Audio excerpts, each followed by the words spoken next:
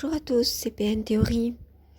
Alors je reviens vers vous aujourd'hui pour faire la distinction entre la manipulation et la perversion. Voilà. Est-ce que ces deux notions sont égales? Est-ce qu'elles se valent? Est-ce qu'elles sont synonymes? Est-ce qu'elles sont d'égale gravité? Est-ce qu'elles veulent la même chose? La finalité est-elle la même? Donc vous allez le voir dans cette vidéo. Alors je vais parler aussi du narcissisme pour que l'on comprenne bien ce que veulent dire tous les termes de ce profil du fameux pervers narcissique ou du manipulateur pervers ou manipulateur pervers narcissique ou du pervers moral. Qu'est-ce que ça veut dire exactement? Qu'est-ce que recoupent ces notions? Et je fais ça pour que vous puissiez discerner ce qui tient dans un comportement que vous aurez observé de la simple manipulation, mais qui n'a pas un dessein pervers derrière, c'est-à-dire pas d'objectif pervers, et ce qui tient de la réelle perversion, sachant que dans chaque profil, il y a une tendance, il peut y avoir une tendance à la perversion, comme il peut ne pas y en avoir, et s'il y a cette tendance, elle peut atteindre divers degrés. Donc pourquoi est-ce que je fais des vidéos pour expliquer comment discerner les choses? Parce que justement la perversion, elle cherche à rendre les choses confuses, à faire qu'on en perde son latin, on ne sache plus exactement ce que ça veut dire, que les mots ne veulent plus rien dire, et que vous soyez perdu, et donc que vous fassiez avoir encore plus avec des paroles ou des paroles détournées de leur sens, parce que vous n'aurez pas su les discerner. Donc voilà pourquoi je fais ces vidéos. Donc je vous souhaite une bonne écoute à tous. À très bientôt. Pervers narcissique, dans l'expression pervers narcissique, et donc ce profil de personne, on va parler des personnes, mais en fait ça englobe, c'est un mouvement, donc ça peut être tout autant des phénomènes, c'est ce que je prône dans ma théorie, que des personnes. Et ça se cristallise effectivement, parfois, souvent sur des personnes, qu'on appelle donc les pervers ou les perverses narcissiques. Alors quel est le lien avec la manipulation? Et les manipulateurs sont-ils forcément pervers? Parce qu'on parle aussi souvent du manipulateur pervers narcissique. Alors, comment s'y retrouver? Alors, je vais vous dire les choses clairement et rapidement. La manipulation, c'est un outil que beaucoup de gens utilisent, que tout le monde utilise. Le petit enfant utilise la manipulation pour avoir un bonbon.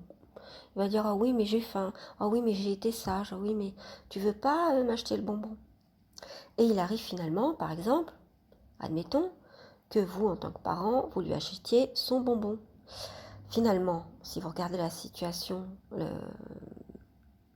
du début et à la fin, au début, vous ne vouliez pas acheter le bonbon. À la fin, vous avez acheté le bonbon. Donc, il est bien arrivé à faire quelque chose que vous ne vouliez pas au départ.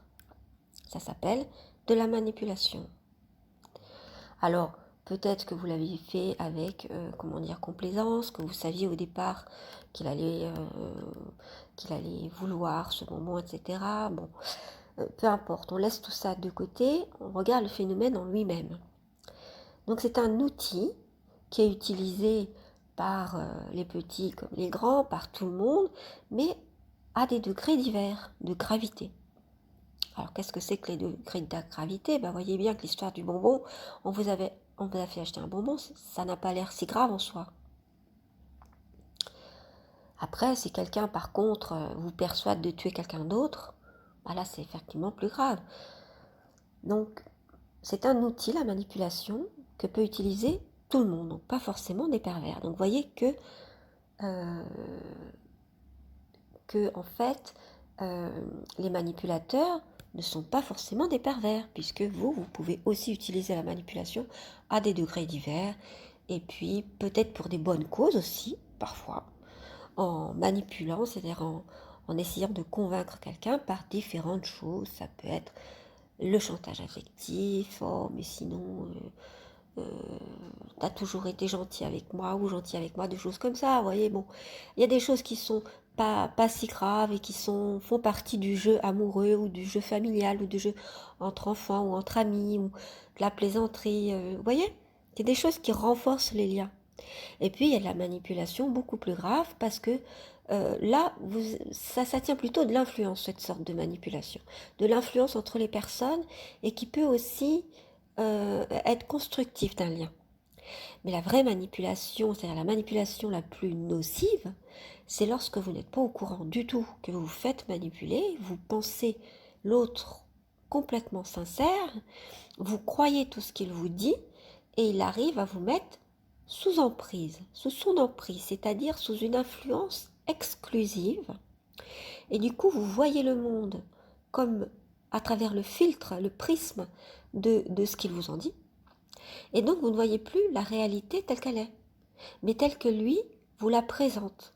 Il vous dira, ah oui, telle personne, là, elle t'aime pas, je l'ai vue plusieurs fois, elle a des regards assez bizarres, et puis elle a dit à un tel qui a dit que tu étais malhonnête, enfin, je sais pas, tout ce que vous pouvez, voilà. Donc des choses comme ça, à petite dose, etc. Finalement, pour finalement vous arriviez par exemple à détester cette personne au point que, par exemple, vous allez lui refuser un travail si vous êtes, je sais pas moi, chef d'entreprise ou des choses comme ça. Celui qui manipule sera arrivé à vous faire avoir une idée sur une personne fausse qui ne correspond pas du tout à la réalité et à vous faire des choses qu'elle voulait au départ, c'est-à-dire faire en sorte de mettre des bâtons dans les roues à quelqu'un d'autre, par exemple. Donc c'est un outil.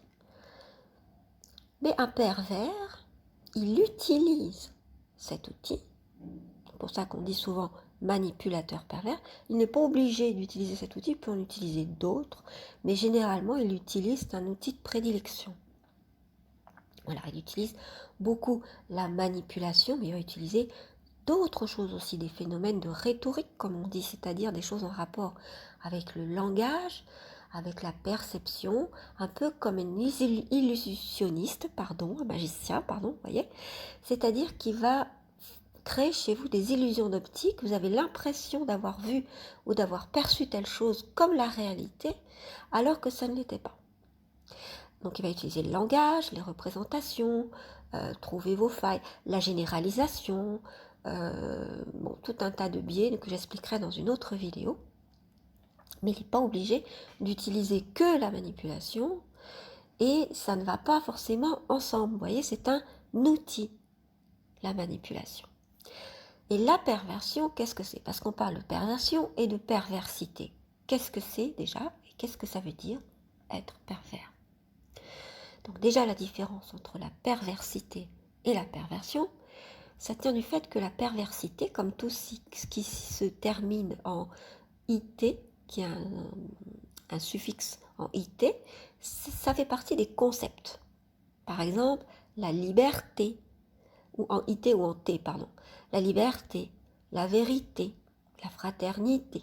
Oui, c'est un concept, c'est-à-dire c'est quelque chose qu'on ne peut pas toucher, qui est vraiment du domaine de l'intellect, mais qui est une représentation des choses. C'est-à-dire on peut se faire une représentation de ce qu'est la liberté, mais on a du mal à... alors on peut la représenter, vous voyez, de manière imagée, en créant une peinture, un symbole, un pictogramme qui représenterait. Vous voyez, je parle de représentation. On est obligé de se faire des représentations de tout ce qui est abstrait. Et le langage est une représentation en lui-même, donc qui nous permet de nous représenter ce qui est du domaine des idées, des concepts. Concepts, c'est-à-dire les idées. La perversion, c'est plutôt l'acte de pervertir ou d'utiliser des moyens pervers. D'accord? Tout ce qui se finit en ion, dans le suffixe ion, généralement c'est une action humaine. Ou alors une action qui se fait, un processus, vous voyez? Il y a un processus, il y a une action, souvent humaine. La torréfaction, par exemple, c'est le fait de torréfier, le processus par lequel on torréfie. Voilà, d'accord? Donc c'est une action. Donc lorsqu'il y a de la perversion, ça veut dire que la personne, ou c'est pas forcément une personne, qui a un phénomène où on pervertit quelque chose ou quelqu'un. D'ailleurs, on peut pervertir la mentalité de tout un peuple, on peut pervertir une façon de faire, pervertir une façon de penser, et on peut pervertir quelqu'un. Voilà. Donc, soit on le pervertit, ou c'est l'action de pervertir quelqu'un d'autre ou quelque chose, ou c'est l'action d'exercer par des moyens pervers quelque chose, mais à utiliser des moyens pervers. D'accord? Donc soit on pervertit quelqu'un ou quelque chose, soit on utilise des moyens pervers pour arriver à ses fins.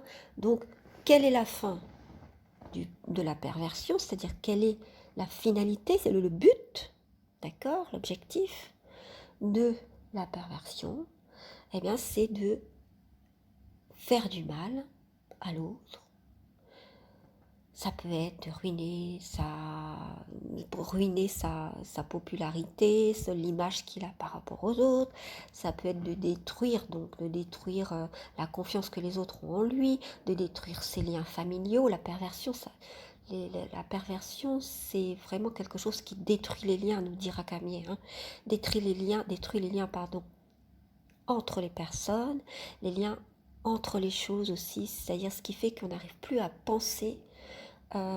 C'est quelque chose qui disloque la pensée et les actions, les liens entre les personnes. Voilà, tout simplement. On n'arrive plus à penser le monde en fait. Quand on est dans la perversion, qu'on nous a perverti ou que quelqu'un a utilisé des moyens pervers sur nous, quand on est bien amoché par tout ça, on comprend plus, il n'y a plus de cohérence dans la vie, qu'on comprend plus rien en fait. On comprend plus rien, quoi. Et tout ce qu'on pensait, qui était des bases de pensée pour nous, n'existe plus. Donc la perversion, c'est un phénomène que moi, je juge, je propose maintenant, par rapport à tout ce que j'ai appris, et puis par rapport à tout ce que j'ai appris empiriquement, donc de par mes expériences dans les différentes sortes de manipulation, de perversion que j'ai subies dans différents domaines de ma vie avec différentes personnes à différents niveaux. C'est de là que je tire ma légitimité pour vous en parler. Eh bien, elle est extrêmement grave. Parce que la perversion, ça disloque, ça détourne la pensée, ça détourne les personnes, c'est-à-dire que ça détruit la cohérence, ça détruit le sens. Voilà les effets de la perversion.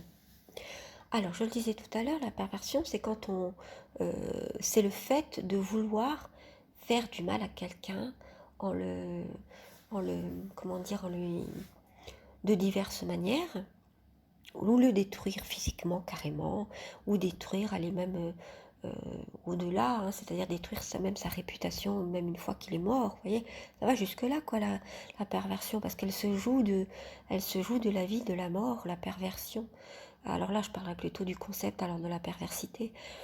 Voilà, mais en fait, les personnes perverses se jouent de tout ça.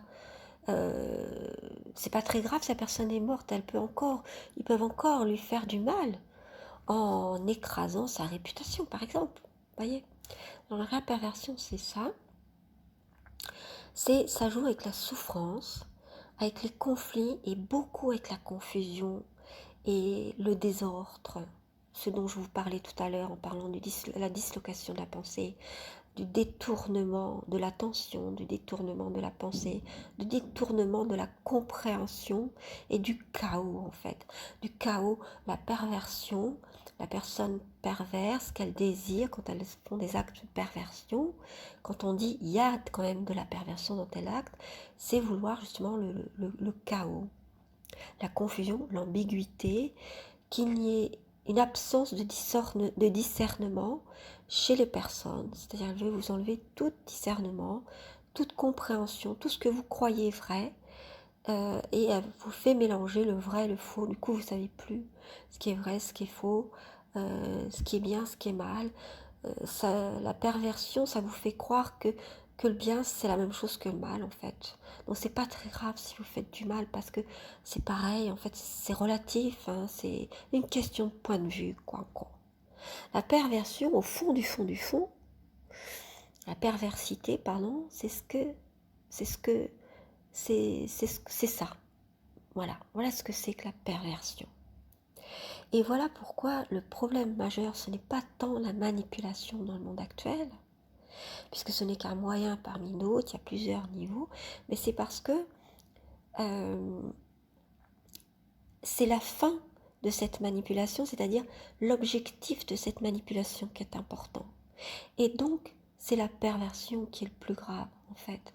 Parce que si la fin de cette influence, je dirais, comme vous savez, la publicité nous influence à manger tel yaourt, à acheter tel yaourt plutôt que tel autre, telle marque d'eau plutôt que telle autre. Bon, d'accord.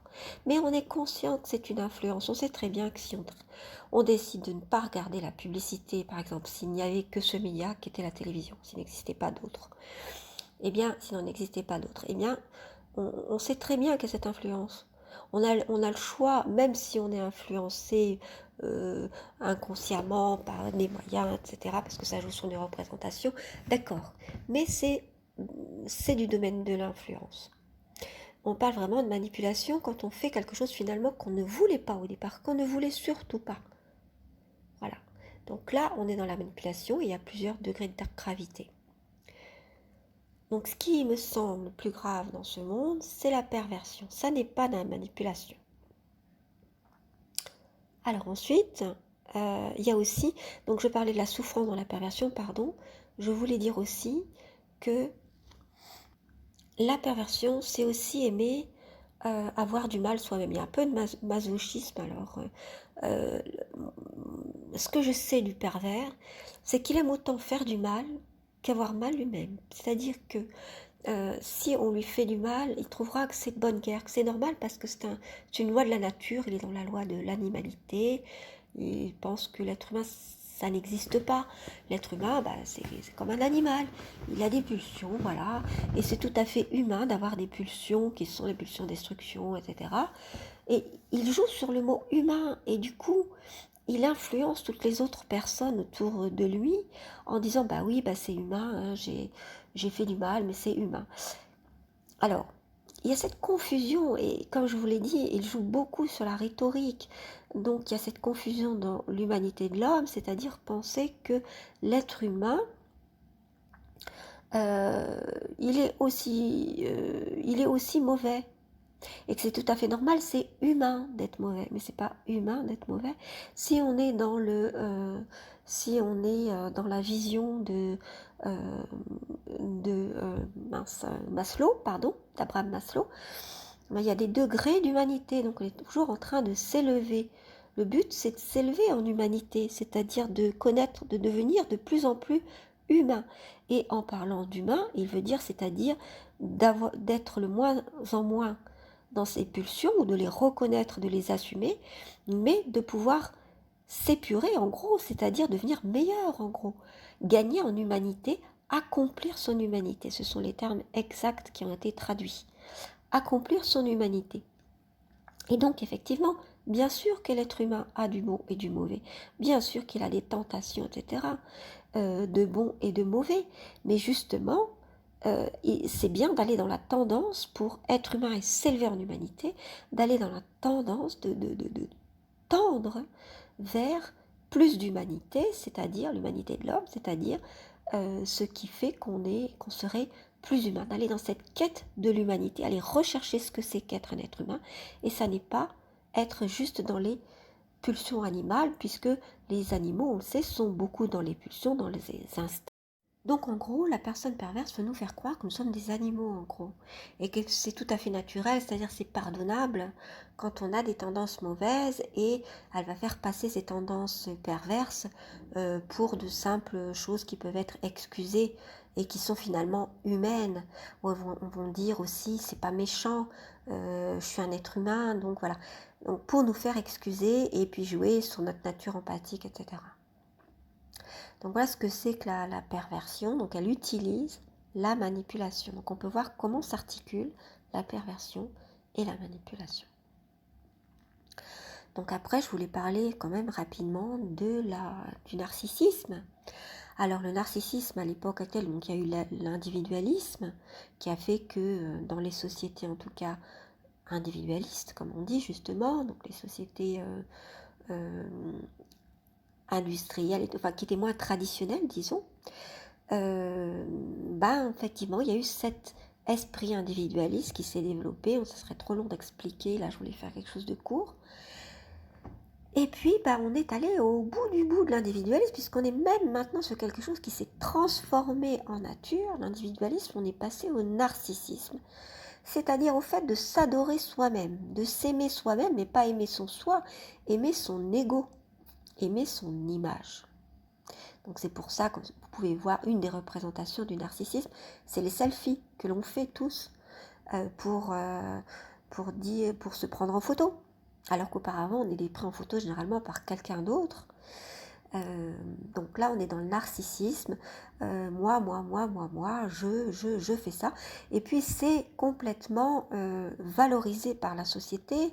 C'est demandé au niveau professionnel, puisqu'il faut se valoriser, il faut se vendre. C'est vraiment la rhétorique, enfin le registre, c'est-à-dire les mots, les vocables qui sont utilisés dans le niveau professionnel pour notre employabilité, pour nous faire trouver du travail ou être bien placé sur le marché du travail. Donc on est dans le narcissisme aussi au niveau amoureux, où il faut qu'on se vende aussi pour montrer nos qualités, etc. Donc c'est même plus de la séduction, mais c'est quelque chose d'au-dessus, quoi. C'est de la narcissisation, on pourrait dire, pour comment dire, se faire aimer. Et du coup, la relation amoureuse, c'est plus cette communion entre deux personnes, mais c'est la valorisation de deux narcissismes qui sont presque en concurrence. Et c'est assez étrange ce qui se passe, donc ça va aller voir si ça vous intéresse. Mais effectivement, on est dans l'hyper-narcissisation, je dirais, dans les sociétés actuelles. Mais pour autant, les sociétés traditionnelles, est-ce qu'elles sont... Donc en fait, c'est dans l'air du temps, le narcissisme, vous l'avez bien compris. Donc je vais vous parler aussi des sociétés traditionnelles. Est-ce qu'elles sont finalement... est-ce qu'il n'y a pas de narcissisme dans les sociétés traditionnelles finalement, qui sont plutôt de nature holiste, comme on dit, c'est-à-dire où c'est le groupe qui prévaut sur l'individu. Donc on pourrait dire, si c'est le groupe qui prévaut sur l'individu, alors il n'y a pas de narcissisme, puisqu'il n'y a pas d'individualisme, puisque les personnes ne sont pas intéressées pour ce qu'elles font, etc., mais elles font des choses pour le groupe. Et c'est pas leur identité ou ce qu'elles sont qui sont valorisées, mais c'est vraiment celui du groupe, c'est-à-dire du clan auquel elles appartiennent, de la famille, ou de l'entreprise dans laquelle elles travaillent, etc. Eh bien moi je dirais s'il y a quand même une sorte de narcissisme, mais qui n'est pas individuel, c'est-à-dire que c'est le clan qui essaie de se valoriser, parce que ce que l'on entend par narcissisme actuellement dans le phénomène sociétal qui existe actuellement, c'est pas tant le fait que c'est l'individu qui est valorisé, mais c'est le fait qu'on veut, comment dire, c'est du marketing, c'est-à-dire mettre en avant, vouloir avoir toujours plus de gloire et toujours plus de pouvoir. C'est des systèmes de pouvoir entre les personnes. Moi, je suis mieux que toi. Moi, j'ai une image qui est mieux, effectivement, voilà. En gros, c'est ça. Eh bien, les groupes, c'est exactement pareil. Moi, telle famille, on est meilleur que telle autre famille. Tel clan, on est mieux que tel autre clan, parce que, etc. Vous nous avez fait un cadeau. On va être dans le contre-don. Vous connaissez certainement ce phénomène du don et de contre-don. On va être dans le contre-don et on va faire quelque chose, un cadeau encore mieux. Et puis, ça va être la course, etc. pour être mieux que l'autre. Pour se montrer mieux, être mieux perçu, avoir une meilleure image. Et donc être mieux, quoi. Donc on est dans la concurrence finalement. Là, la particule, c'est plus l'individu, mais c'est le clan ou c'est la famille. Mais on est toujours dans cette course à rechercher la gloire, le fait d'être mieux, dans la concurrence en fait. Voilà, on est dans la concurrence, mais cette fois entre famille, donc famille ou entreprise ou clan, etc. Groupe d'appartenance, les gens de la gauche sont mieux que les gens de la droite, par exemple, hein, pour parler de la politique, mais ça peut être aussi, je sais pas moi, telle culture est mieux que l'autre, etc. On est dans la concurrence, on est dans la comparaison. Et dans le narcissisme, c'est ça qui est ennuyeux, c'est la comparaison. Parce que dans le terme du narcissisme, c'est pas le fait tellement de se glorifier soi-même, d'être dans le marketing de soi-même, mais c'est le fait d'être dans la comparaison et donc dans le rejet des autres. Parce que si on se compare et qu'on veut être mieux aux autres, que ce soit entre individus ou entre sociétés, entre clans, entre groupes d'appartenance, entre familles, c'est le fait que moi je suis mieux, les autres sont nuls, en gros, bon, pour parler trivialement. C'est-à-dire, en gros, les autres, voilà, moi je suis mieux que les autres. Les autres ne valent rien, et c'est en gros rejeter, autant se promouvoir soi-même ou promouvoir son groupe d'appartenance, et rejeter ou faire en sorte que les autres soient mal vus. On est vraiment dans la concurrence, et c'est ça qui est ennuyeux. Alors, dans la société, dans le monde actuel, on est vraiment dans ce monde narcissique qui valorise le narcissisme, et donc cette comparaison, cette concurrence des uns avec les autres, que ce soit des gens, des personnes, des uns avec les autres, les groupes d'appartenance, les groupes géographiques, enfin toutes sortes de groupes que vous pouvez trouver, les uns avec les autres, c'est-à-dire qu'on est les uns contre les autres, et on n'est pas les uns avec les autres. Voilà. Donc, c'est un phénomène global, mondial, qui se répand partout du fait de cette concurrence, du fait de vouloir cette gloire, ce pouvoir, etc. Et donc, le narcissisme, en fait, c'est un phénomène d'époque, on pourrait dire. C'est quelque chose qui n'est... vous voyez, vous pouvez avoir... généralement, tous les pervers, maintenant, sont des pervers narcissiques, parce que nous sommes tous des narcissiques. Voilà, narcissique. Alors, j'ai vu que dans l'appellation américaine, ils parlent souvent le narcissique, et ils veulent dire par là la personne narcissique, mais ils ne savent pas trop encore faire la différence avec le pervers narcissique que l'on a chez nous, parce qu'après, chez eux, il y a le narcissique, puis il y a le psychopathe et le sociopathe, d'après ce que j'ai compris. Et le psychopathe ou le sociopathe, qui sont évidemment des pervers, c'est ces gens-là. Ils expliquent leur comportement par le pervers. Et puis il y a les narcissiques et les hyper narcissiques. Mais le narcissisme, moi ce que je propose, c'est qu'il est partout. Nous sommes tous des narcissiques, c'est-à-dire qu'on fait tous la promotion de nous-mêmes parce que la société ou les groupes d'appartenance nous le demandent. Parce qu'on est dans cette mouvance, dans ce mouvement-là, dans cette mentalité-là. Et c'est effectivement quelque chose à bannir complètement, puisque au lieu d'être les uns contre les autres, on devrait plutôt être les uns pour les autres, les uns avec les autres. Pourquoi ? Parce que l'autre, c'est donc le rapport à l'autre qui est en question dans ce narcissisme, qui ne va pas dans la société actuelle.